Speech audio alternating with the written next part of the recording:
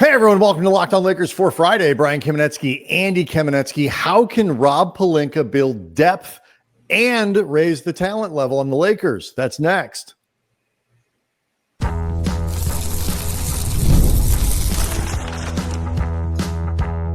You are Locked On Lakers, your daily Los Angeles Lakers podcast, part of the Locked On Podcast Network, your team every day. Thanks to everybody for making Locked On Lakers your first listen of every day, Monday through Friday. No matter where you get your podcasts, this one's always going to be free. It is never going to be behind a paywall. Locked On Lakers on YouTube is where you can go hang out with over 35,000 subscribers to the channel. Andy, all of whom are trying to figure out just exactly how the Lakers can make their team better this offseason. It is not an easy proposition. I know it's something that we have looked into. We've had conversations over the last week or so about this question of depth, about changing the top end. But I think one thing emerges, you had your big fake trade that you put out there. None of this, there's no easy or obvious path for the Lakers to take.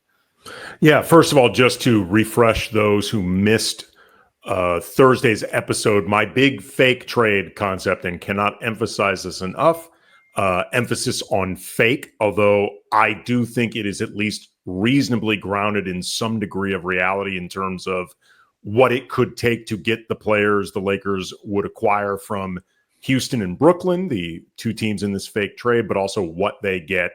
The Rockets would get Austin Reeves, Dalton Knecht, Gabe Vincent, Shake Milton, and a 2031 first-round pick. The Nets would get Rui Hachimura, Maxi Kleber, Cam Whitmore from Houston, and pick swaps 2 years from the Lakers, 2028 and 2030. And then the Lakers would get Jabari Smith Jr., Nick Claxton, Dylan Brooks. You end up with a bench of a presumably opted in or re-signed Dorian Finney-Smith, Jared Vanderbilt, Jordan Goodwin, who I would be very surprised if the Lakers did not retain unless he's traded, just because he's too inexpensive and I think he's an NBA player. Bronny, then whoever you would acquire with your taxpayer mid-level exception. Either, in my mind, it should be the best scorer available or the best backup center available, and then veteran minimums, looking to rebalance the roster, create less. By the way, just to you do not, as a technical matter, if you, let's say, you did something like this, you don't have to use the exception on one player. You could, in theory, split it in two. But the exception the Lakers probably have available to them is likely so small, probably not practically going to be able to do that. It would be more of a question if LeBron, did the opt-out and re-sign for far less. Right. Then you could take that larger exception, divide it. But some people say one player. You can technically make it multiple players, but just in case people are trying to go down that road, it's not going to be a big enough exception to get. You're better off getting one, the best player you can, versus two, who are probably going to be closer to minimum. Absolutely. It's a little bit under $6 million, the taxpayer mid-level, but the goal was to rebalance the roster and the starting lineup, less positional and skill redundancy.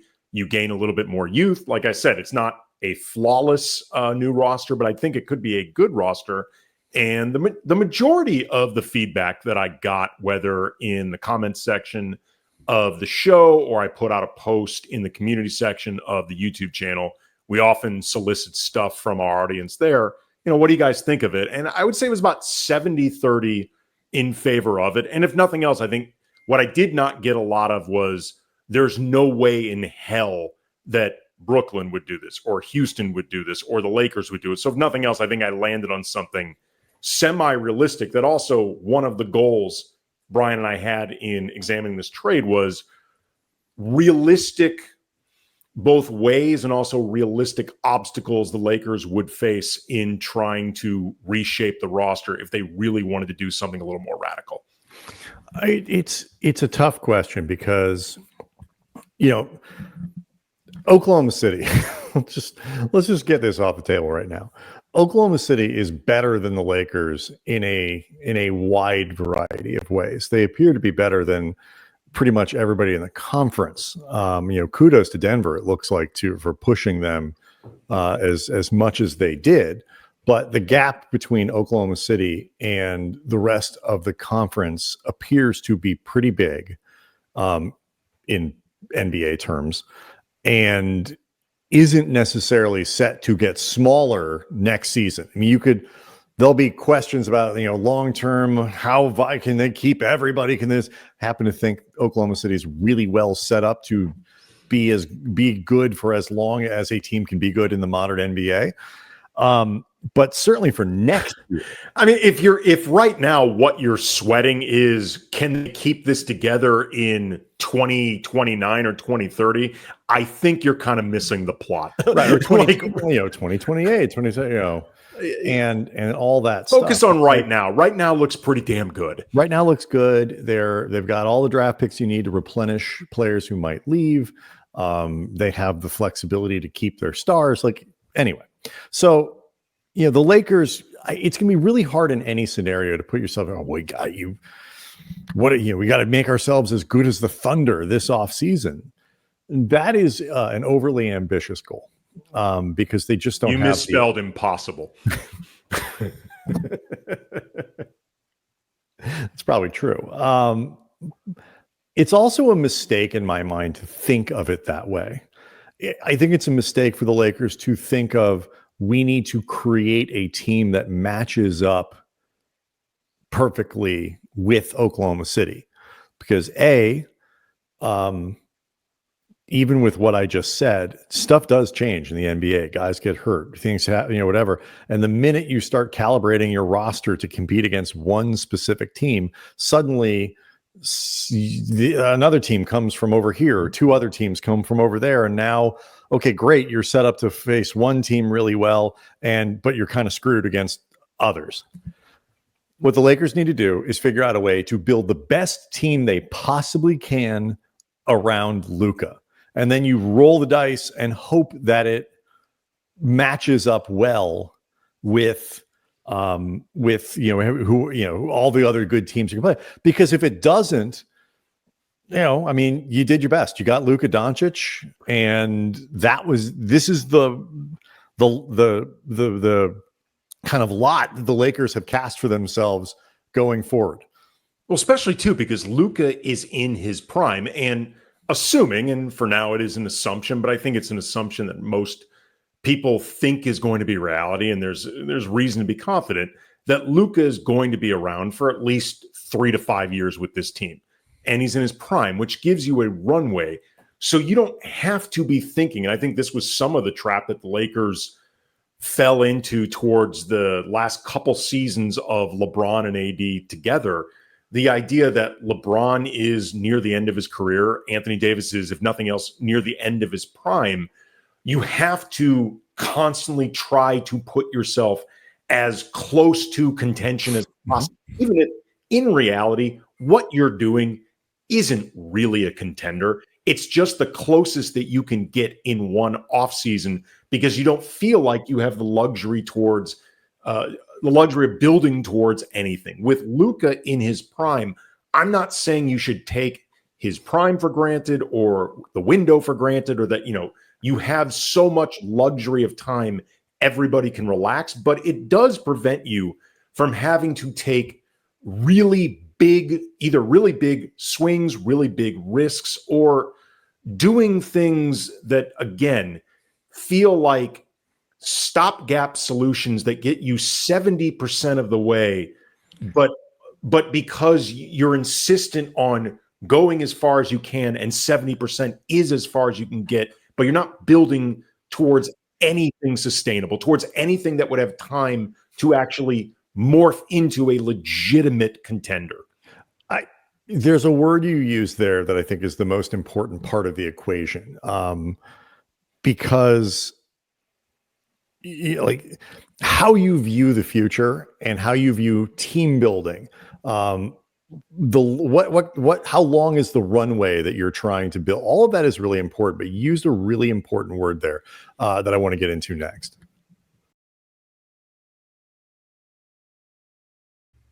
Locked on Lakers is brought to you by DoorDash. NBA fans, you know what time it is. It's the playoffs, and that means big performances, even bigger rewards. DoorDash is bringing the heat with a slam dunk deal for Dash Pass members during the 2025 NBA playoffs. It's called They Swoosh. You score anytime a player drops 50 or more points in a playoff game. Dash Pass members get a free 3-piece crispy tenders combo from Wingstop the very next day. You just place an order of $20 or more, use the code Wingstop50 at the checkout, and that combo is yours. It is crispy, it tastes awesome, and totally free. Offer valid noon to midnight the day after the game. Terms apply. And have you ever looked at your delivery fees and thought there's got to be a better way? Well, you were right the whole time. With Dash Pass, you get $0 delivery fees and exclusive perks like this one. So think about how much you would save over a season with Dash Pass. So again, here's the play. Sign up for Dash Pass to unlock this and more exclusive deals all season long. Again, any player scores 50 plus in a playoff game, Dash Pass members can get a 3-piece crispy tenders combo for free from Wingstop the next day. $20 or more order and the code Wingstop50. That's Dash Pass, your door to more savings, more flavor, and more ways to win. Terms apply.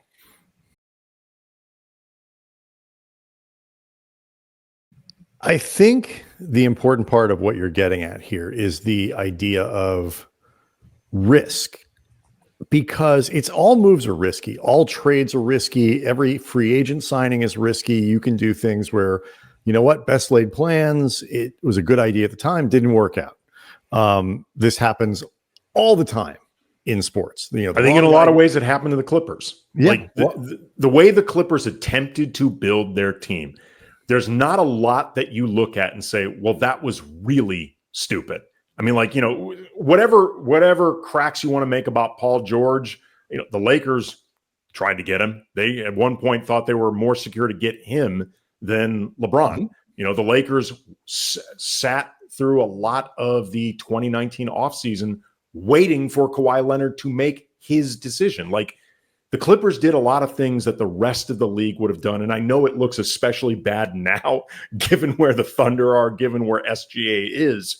But I don't think it was stupid. It just worked out really badly. Well, I think the word is risk, because it's not that what the Clippers did was stupid, but you could really see it with Philadelphia.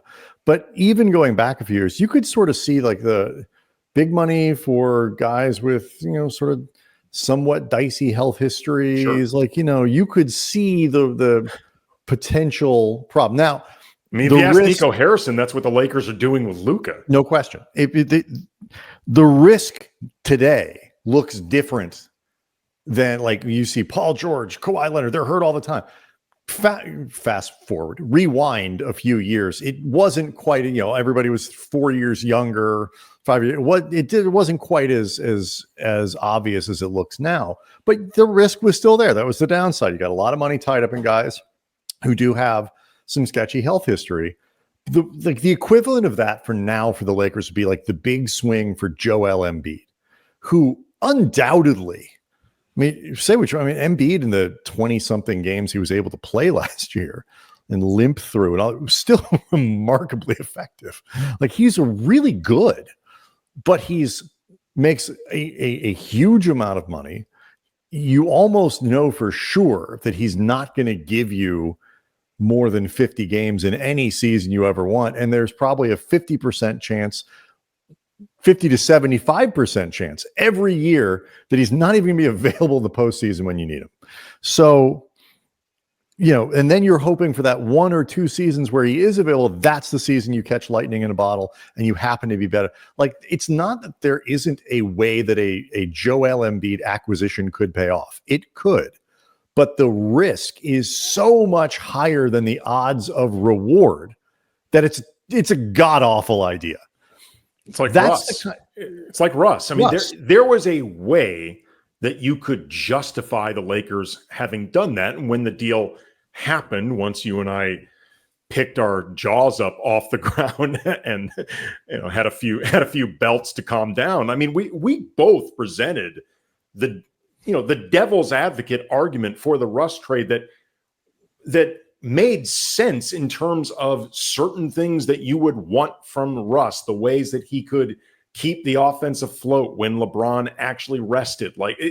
Things like that, you could justify it. The problem is the ways that it could go south were neon red flashing, and you knew going into this, it's either gotta land perfect or it's likely going to be a disaster with damn near no middle ground. And as it turned out, it was a disaster. And just as bad, it leaves you in a position where you have no outs. Like the Lakers have done reasonably well, sort of extricating themselves from this, but they put themselves in a position where they've had to use they used a lot of assets to get Westbrook, which was still amazing to me, but they've also had to use a lot of assets to get out of it, even as they've done a decent job kind of making themselves competitive again. It's come at a very high cost. So you can't do that again. And, so I think there's a huge difference between, and I think fans get caught up in the all-in versus punting. How can you give up a season of Luka's prime, a season of Luka plus LeBron, a season of all this stuff? And I agree. This is why I don't want to, I think the sort of gap year idea that not just we talked about it on a show, other people have, do you keep your powder dry and all that kind of stuff? It's not an unreasonable idea, but I also think it's limiting. If you can get better for next year, do it. Just do it in a way that doesn't, all in has risks associated with it that are kind of silly. If you're a team that, if you're going all in from a position of strength, that's different. Oklahoma City could, I think they're going to win a title this year, could make sort of more all in moves and just try to put a vice grip lock on the NBA for the next half decade. They could try stuff like that. They have enough to really plan ahead in that way. The Lakers wouldn't be going all in from a position of strength. They'd be doing it from a position of relative weakness. And that almost always turns out bad because let's say to use the poker metaphor, if the Lakers went all in with their chip stack and doubled it, would they be in a position to win a title? I don't know, but the chance there'd be maybe, but there's a much better chance that they'd end up in a much worse spot. An example I would give of a team going in from a position of strength would be when the Raptors rolled the dice on the Kawhi deal. Yes. Because they were a team that kept getting to the Eastern Conference Finals, kept getting eliminated. It was very obvious that they were a good team, but they were not going to get over the hump as constructed. I think it was pretty clear that as much as the DeRozan Lowry backcourt was very good, it had limitations that could not be overcome. It was going to have to be broken up at some point. So they said, you know what? We will roll the dice on the foundation that we have, a pretty good culture. I mean, the Raptors are known as a pretty well-run organization. We think we are a Kawhi Leonard away from winning a championship. We will go all in, and we can live with him leaving if that's what ends up happening, win or lose, but especially if we win. As it turns out, they won, and I can promise they have zero regrets about anything that came after, including Kawhi exiting. I think you also have to understand what I think Toronto was in a position too where they were comfortable saying, and if it doesn't work, we can let Kawhi go, we can ship Kawhi out, we can do whatever and start back over again because we can sort of build it back up in a way that they're in that process right now. I think the Lakers have less of that ability because they have to, it's one thing to say we can't quite build a championship team next year. We can get close and we can put ourselves on a good path. We can get better. We can play competitively. We can put ourselves in a position that not that anybody's rooting for it. If Shea, has an MCL sprain or something at the wrong time, misses the playoffs. Okay. The door's open. Maybe we can step through it or something like that. There is that room for, but you don't want to put you can't just say we're just going to hold off on a year of Luke, especially since you don't know Like you still have to show Luka that you have a plan to keep building and keep working. And I feel like the Lakers are in a place where they can look at what they have. They can improve it, but they have to be really selective in how they choose to improve it. And so that's what I want to talk about next.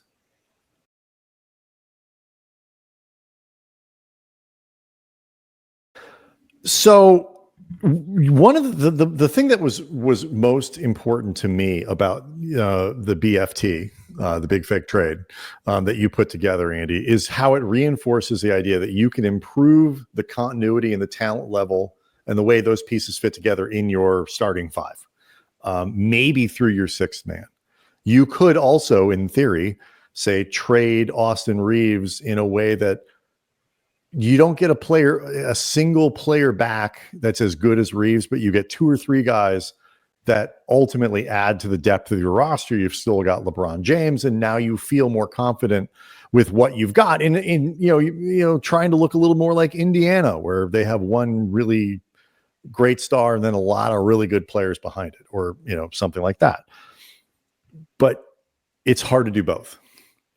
And so the Lakers, I think the biggest thing is you have to figure out what kind of team we want to put together, and then pick a path to try to get there. And you can't deviate from it. And the biggest problem that I think they have is, Minnesota, for example. This is part of Dan Wakey's really good newsletter for the week at the LA Times. It talks about how Minnesota kind of hit a home run with Nickeil Alexander-Walker, in the fact that they found a guy who kind of scuffled around a little bit, showed some promise in New Orleans, but wasn't, great. Indiana did this with Obi Toppin and Neesmith, who actually was pretty good in Boston, but they just couldn't keep him. He showed a lot of the same skill set. Showed flashes, but he was never consistent. And Neesmith, by the way, it should be noted, has been better in these postseason than he has throughout a lot of. Sure. But he, showed a lot of the skill set. And what those teams did was they were like, okay, you're perfect for what we need here. And they plucked those guys away and they said, Obi Toppin, New York was kind of using you this way. We're going to use you this way, and it's going to make you better. The Lakers have to hit home runs like that on their players, whether it's the guy they signed for the exception, whether it's trades that they make. Eventually, teams are going to start trying to pick off guys from Oklahoma City's roster when the Thunder have to start making decisions about their supporting players. Finding players around the league where the Lakers can say, that they can't afford that guy, let's trade for him now. The challenge there, though, is generally speaking, a lot of those guys have weaknesses in 3 or 4 or 5 spots, and they might have really good strengths in 2 or 3 or 4 or 5 spots. You have to then make a jigsaw puzzle out of the imperfect players so that the imperfect players match together so that you can use each of their individual skill sets that work at the same time. That's been the problem the Lakers have had. It's not that their supporting guys aren't good at anything. It's that they're not good at enough things. And the way the pieces fit together on the bench wasn't good. I was going to say, it's not even that they're not good at enough things. It's they're not good at enough different things. Mm-hmm. Like they're often very good at the same stuff and not good at the same. I mean, it's some of what I've, expressed concerns about with, moving forward, Luka and Austin, especially once Austin stops becoming, one of the best bargains in the league. Like Austin has many of the same weaknesses or concerns that Luka has. The difference being Luka is just at a far, far different level than Austin. But like, for example, if let's say Anthony Edwards was the Luka of this team, I would say absolutely you could go in at that point with Austin, because there's a lot that Austin doesn't do well that Anthony Edwards does do well, namely defense, the athleticism that Ant has that's some of the best in the league that Austin doesn't have, or like prime Jimmy Butler, if you were looking to team him up with Austin Reeves. Right. And Reeves in turn would provide more playmaking, more support and all that kind of stuff that. I think in particular, we're going to focus more, I think, for the rest of the show on some of the guys like 6 through 10. But I think even when you look at the top of your roster, I think what's most ideal is when your two best players or three best players not just play well off each other and complement each other well, but can strengthen where the other guy is a little bit more deficient. Right. And that, I think, this isn't a conversation about Luka and Austin, but this is one of the concerns that I have about those two big picture moving forward, again, at the price point, but also it gets into some of the stuff that you're looking to have supplementing each other among the supporting players. There was something interesting in the piece that Dan Wojcicki wrote, the newsletter. Everybody should be subscribing. Dan's coverage of the Lakers is fantastic. But he was talking with an NBA talent evaluator, as he put it. And in talking about Nickeil Alexander-Walker, he said that one of their pro scouts focus on, quote, find the man before he becomes the man. And, we had mentioned the Thunder pieces that could get picked off. Like, I would love for the Lakers to have an ability to bring in center Jalen Williams. I don't think they will, because for the time being, he's still so inexpensive. There's a team option on him. I'd be stunned if the Thunder don't pick him. I think it's less than $3 million. I would be surprised if he became available, but somebody like him, or, the biggest shame that the Lakers couldn't somehow figure out a way to get Daron Sharp along with Dorian Finney-Smith in the deal with Brooklyn is that was before Daron Sharp is coming up. He's going to be a restricted free agent. I think it will be really difficult for the Lakers to get him as a restricted free agent. Brooklyn will match. Right. All the Lakers can offer is the taxpayer mid-level. Brooklyn will match it. That's the end of that. Right. So I think they would be, Daron Sharp would be doing Brooklyn a favor. Right. I don't think signed that deal. Frankly, I'm not sure Daron Sharp would sign an offer sheet from the Lakers unless the market is just very. No. He's what, 20 something? He's young, probably 24. Yeah. 24, 25. Showed promise, not a prayer. So, the Lakers have to try to put themselves in a position to find the man before he becomes the man, which is not always easy with, their price points and some of the limitations that they have. But then also they have to, I think, just pick really well when it comes to vet min guys, when it comes to taxpayer mid-level exceptions. They've had in recent years bad and good luck with that. Kendrick Nunn was a disaster with the taxpayer mid-level exception. Lonnie Walker, I think, was like a solid double. They need to find someone that is at least as successful as Lonnie Walker. Like, that's bare minimum. Yeah, because Lonnie was good, but he wasn't Lonnie was a nice surprise based on but in sort of raw absolute terms, Alex Caruso is a good example. Undrafted free agent. I went and looked at how the Thunder were constructed and how all these other, and they've had a couple. Dort was an undrafted free agent. They kind of plucked Isaiah Joe off of the scrap heap from Philadelphia. They've drafted well. Aaron Wiggins, who's been a useful player for them, was a 50-something pick in the draft. They've got a lot of, but they've also given themselves 800. Everybody completely forgets. What's his name? Pods. I'm sorry. Not Pajemski. Who's the 7 foot tall guy, weighed about 110 pounds? Poku, right. That OKC drafted. He's out of the league. That guy was terrible. And it didn't make a blip. The Oklahoma City's given themselves so many cracks at players. And the luxury of time. Yeah. And misses have been they've got guys like AJ Mitchell and who got hurt. They can't even get him on the in the rotation. That's how many opportunities they have to do this. The Lakers don't have that. And so they have the challenge for the Lakers is they have to be right on everything. And this is where I feel like the Lakers consistently don't take advantage of the opportunities that they do have. It is a capped league. The Lakers can't spend in ways that other teams can't. Everybody operates sort of under the same rules and the same restrictions.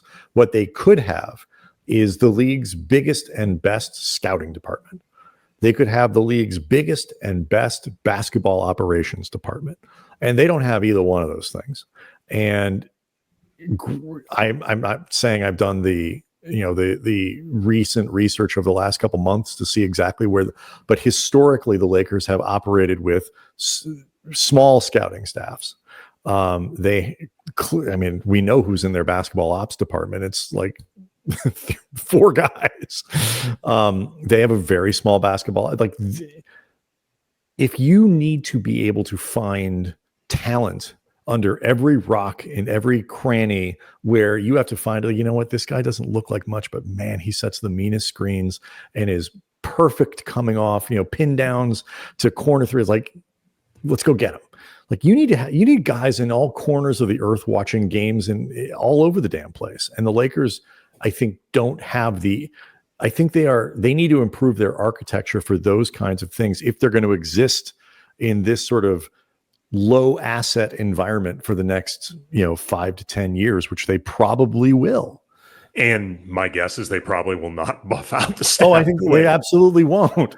Right. And look, Rob Pelinka, these are the smaller detail type issues that we've talked about with Rob that I don't think are his strong suit. And I've often thought he has not paid enough attention to them. To his credit, I think this season was, for the most part, one of his better years with that kind of stuff. But when it comes to filling out players, 6-ish through 12, and that matters, it's going to really require drilling down on the details. I think one of his weaknesses has been often looking more at name and body of work than specific skills and how the skills mesh and where that player is, in their particular part of their career. And look, Dwight 2.0, Malik Monk, Melo, I think were examples of recent wins with either the taxpayer mid-level or vet mins.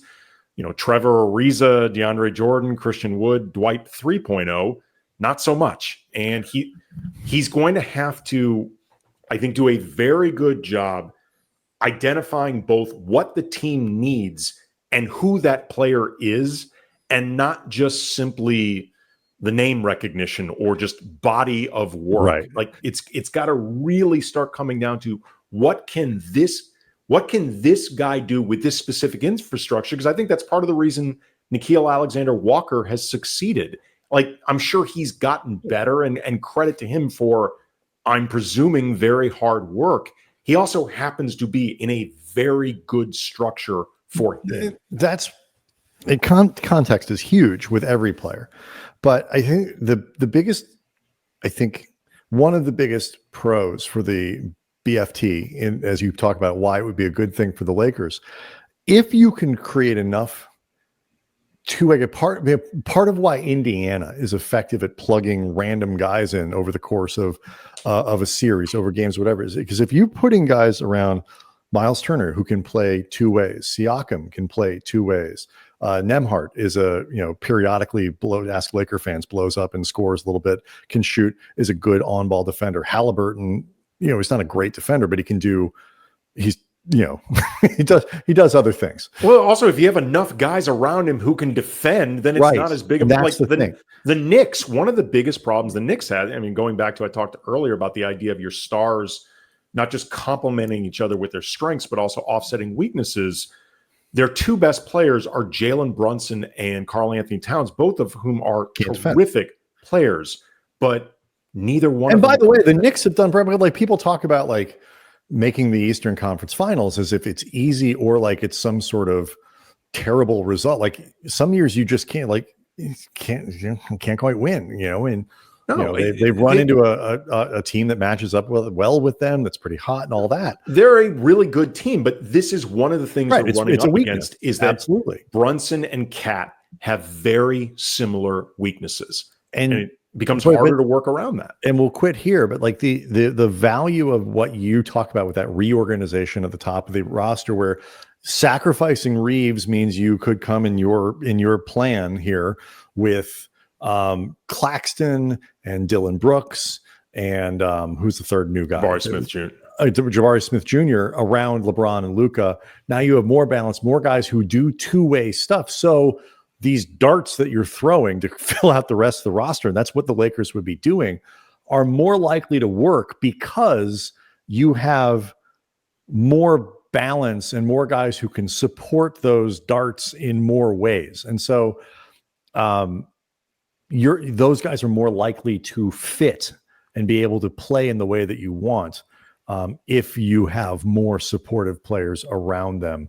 But anyway, it's an interesting conversation and stuff I'm sure we will keep talking about over the course of the next month heading into the draft. Locked On Lakers on YouTube is where you can go hang out with over 35,000 subscribers. We hope you have a great weekend. See everyone on Monday.